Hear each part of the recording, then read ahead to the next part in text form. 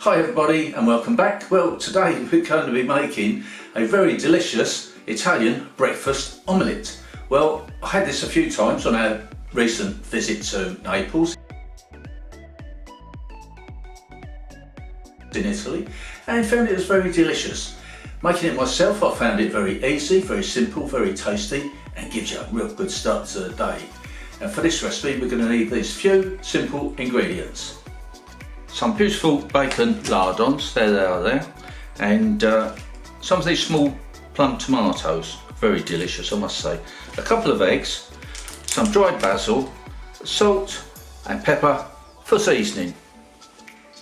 We start by mixing the eggs together, the whole eggs, get them nice and smooth and creamy. Then we can chop our tomatoes just in half, that's enough because they're small ones anyway.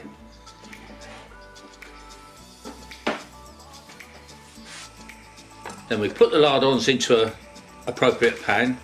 We don't need any oil, there's enough fat that's going to come out of these lardons to cook everything. We'll get these cooked down and then we can add the tomatoes. Keep mixing this all together until it's cooked right through.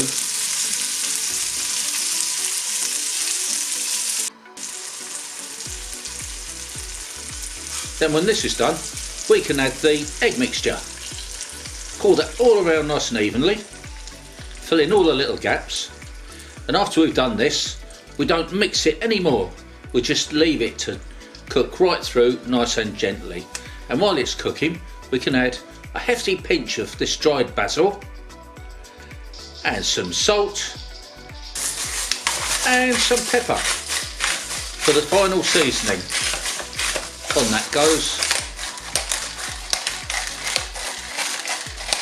Then we can finish cooking our omelette right the way through. Make sure it's loose in the pan like this.